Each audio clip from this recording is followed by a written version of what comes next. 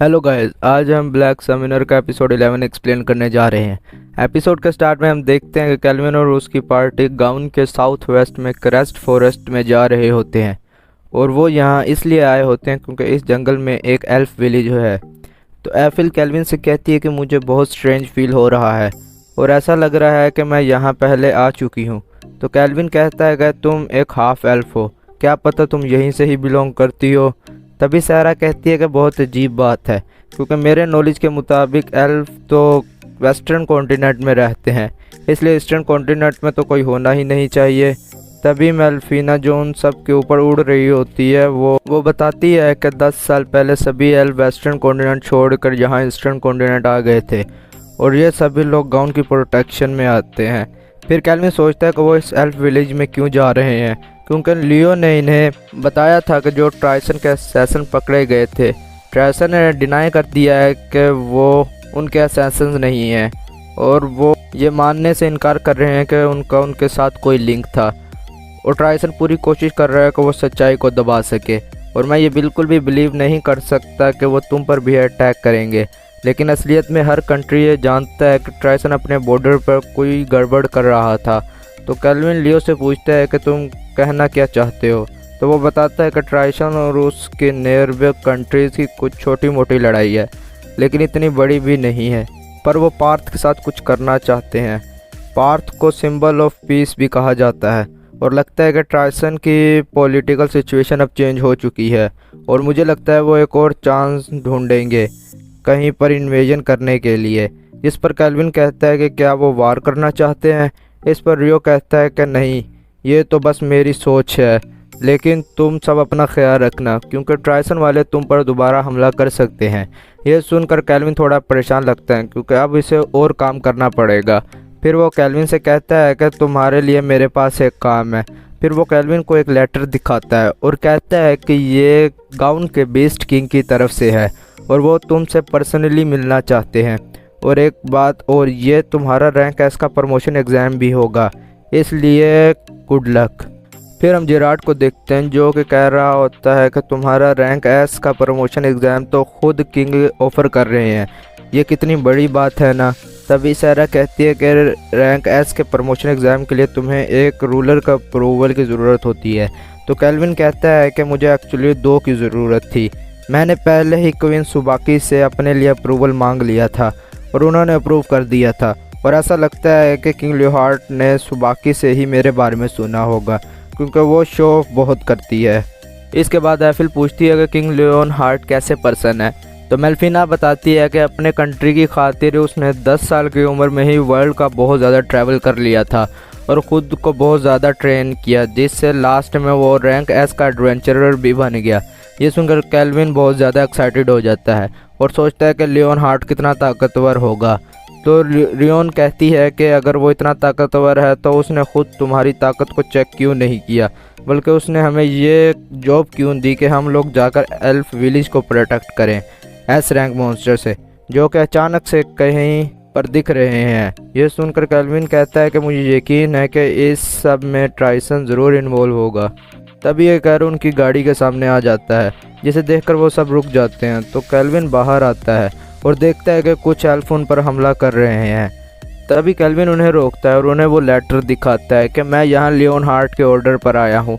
ये देखकर वो एल्फ कहते हैं कि ये लेटर तो रियल लग रहा है। तभी एक एल्फ झाड़ियों से बाहर आता है और कहता है कि हमें पता नहीं था, हमारे रूड बिहेवियर के लिए हम आपसे माफ़ी मांगते हैं, और बताता है कि मेरा नाम नेलरस है और मैं इस विलेज का एल्डर हूँ। ये देखकर सब हैरान हो जाते हैं कि ये इतना यंग होने के बावजूद एल्डर कैसे हो सकता है। नेलरस उन सब का शुक्रिया अदा करता है और कहता है कि किंग लियोन हार्ट ने उसे उनके बारे में सब बता दिया है। तभी नेलरस की नज़र एफिल पर जाती है तो वो उसे कहता है कि लूमिल तुम अभी तक ज़िंदा कैसे हो। तो एफिल ये सुनकर बहुत कंफ्यूज हो जाती है क्योंकि उसे पता ही नहीं है कि लूमिल कौन है। फिर अगले सीन में हम सभी को एक जगह बैठा देखते हैं। तो कैल्विन नेलरिस से कहता है कि लियोन हार्ट की रिक्वेस्ट से पहले तुम ये बताओ कि तुमने एफिल को लूमिल कैसे समझ लिया। अभी एफिल हमारी टीम की मेंबर है, लेकिन पहले ये फायर ड्रैगन किंग के कर्ज के साथ थी और जब से इसे खुद के बारे में याद है तब से वो एक स्लेव ही थी। तो अगर तुम हमें लूमिल के बारे में बताओगे और शायद हमें एफिल के बारे में भी पता चल जाए।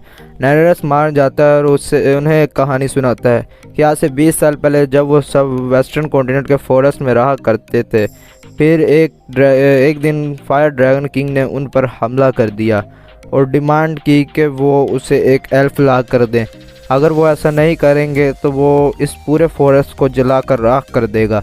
नेरेस कहता है कि आज तक हमें ये पता नहीं चला कि ड्रैगन किंग को गुस्सा किस पर था।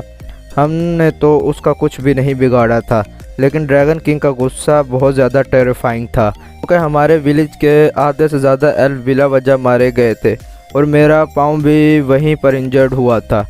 फिर वहाँ एक एल्फ हिम्मत दिखाकर आगे आई जो कि लूमिल थी और वो बिल्कुल एफिल के जैसी दिखती थी। वो ड्रैगन के पास गई और कहा कि आप अपना सारा गुस्सा मुझ पर निकाल लें, लेकिन इस विलेज को छोड़ दें।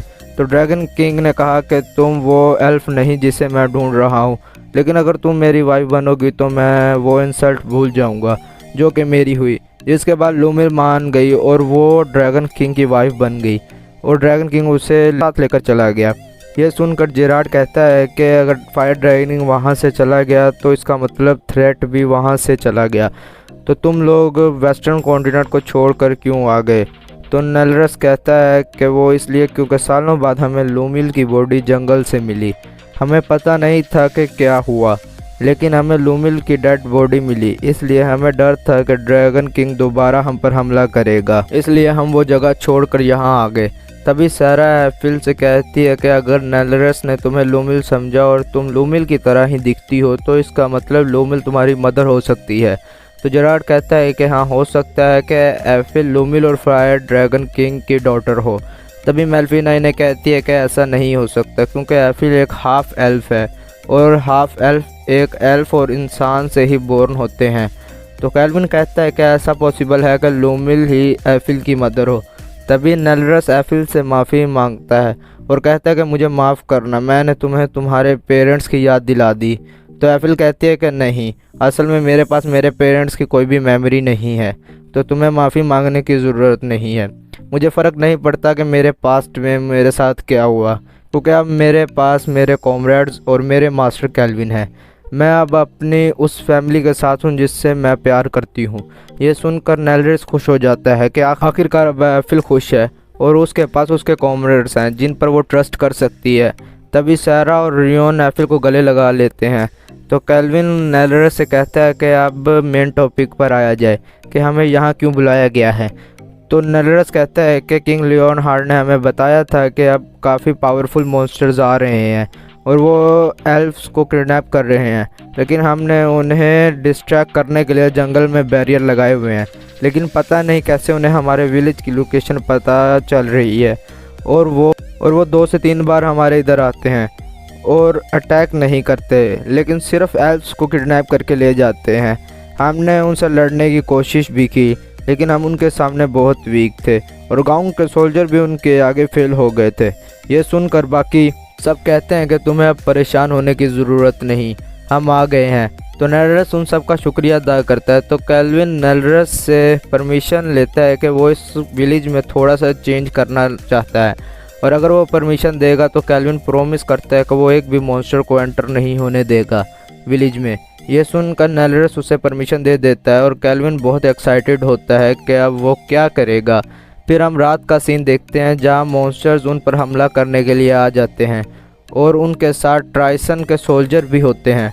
फिर कुछ लोग अपने कमांडर से कहते हैं कि वो लोग हमसे डर गए हैं क्योंकि हमारे पास मिक्स डीमन बीस्ट की आर्मी है, इस वजह से हमें गाउन का कोई भी सोल्जर नज़र नहीं आ रहा।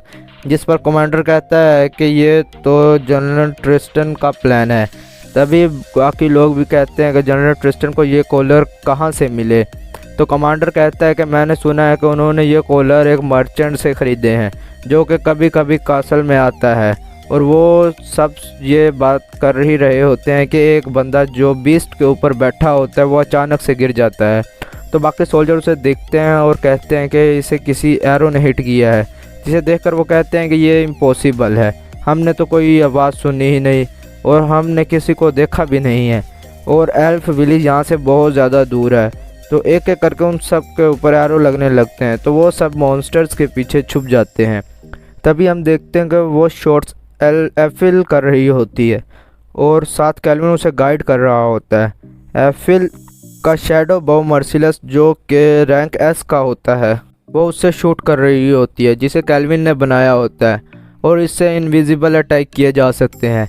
कैल्विन बताता है कि उसने एडमंड रैम्पट का यूज़ करके इस वॉच टावर को बनाया है जिससे अब वो दूर से किसी भी चीज़ को देख सकते हैं।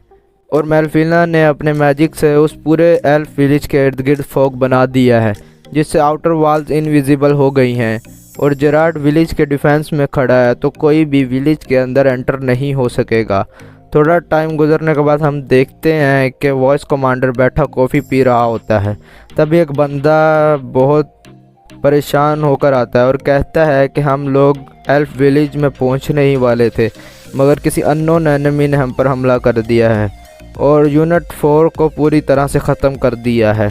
और डेंजर बात तो ये है कि ये गाउन के सोल्जर्स नहीं हैं, वो तो सिर्फ एक एडवेंचरस की पार्टी है। ये सुनकर वॉइस कमांडर काफ़ी हैरान हो जाता है। तभी हम देखते हैं कि रियोन और बाकी सब मिलकर उन मॉन्स्टर से लड़ते हैं और इन्हें हरा देते हैं। फिर वॉइस कमांडर कहता है कि अगर कोई बड़ी प्रॉब्लम हुई तो मैं इस सीक्रेट वेपन का यूज़ करूँगा। तभी रियोन और मेल्फिना वहाँ आ जाते हैं, तो ये देखकर वॉइस कमांडर डर जाता है और सीक्रेट वेपन का यूज़ करता है। जिसके बाद हम देखते हैं कि जंगल में एक जायंट मॉन्स्टर जाग जाता है और वो बहुत ज़्यादा गुस्से में लगता है। तो मेल्फिना रियोन और एलेक्स से कहती है कि तुम लोग जाकर इसे हरा दो। अगर तुम इसे हरा दोगे तो मैं मान जाऊंगी कि अब तुम खुद से लड़ सकते हो और तुम्हें किसी की हेल्प की ज़रूरत नहीं।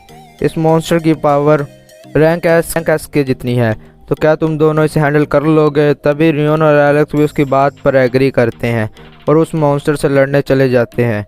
फिर रियोन उस मॉन्स्टर्स पर चढ़कर उस पर अपनी स्वॉर्ड से अटैक करती है, तो इसकी स्वॉर्ड ब्रोक हो जाती है। ये देखकर वो बहुत ज़्यादा हैरान होती है, तो वो मॉन्स्टर उस पर हमला करता है। रियोन पीछे जाके गिर जाती है और कहती है कि अगर इस मॉन्स्टर के डायरेक्ट हिट मुझे लगी तो मैं मर ही जाऊंगी।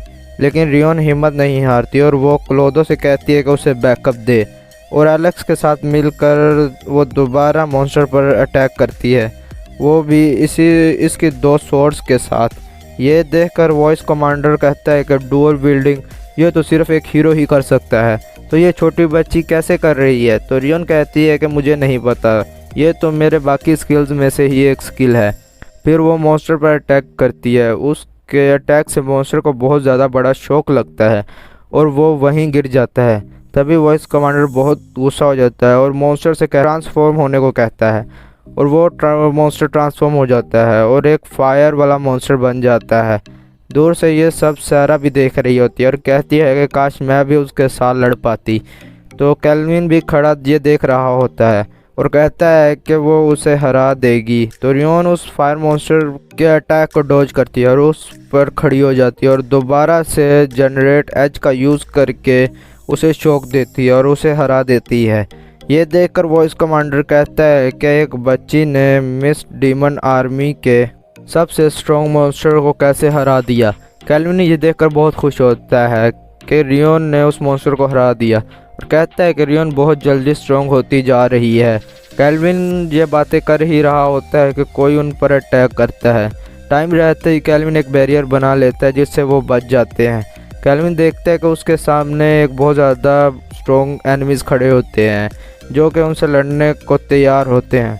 तो कैल्विन सेंटर वाले इंसान को देख कर बहुत एक्साइटेड होता है क्योंकि वो बहुत ज़्यादा पावरफुल होता है।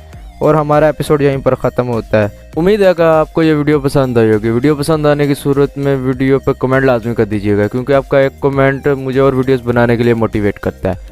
तो इस वीडियो को लाइक कीजिए और हमारे चैनल को भी सब्सक्राइब कर लीजिए ताकि आपको ऐसी वीडियोस की नोटिफिकेशन सबसे पहले मिल सके। तो अगली वीडियो में मिलते हैं, तब तक के लिए टाटा बाय बाय।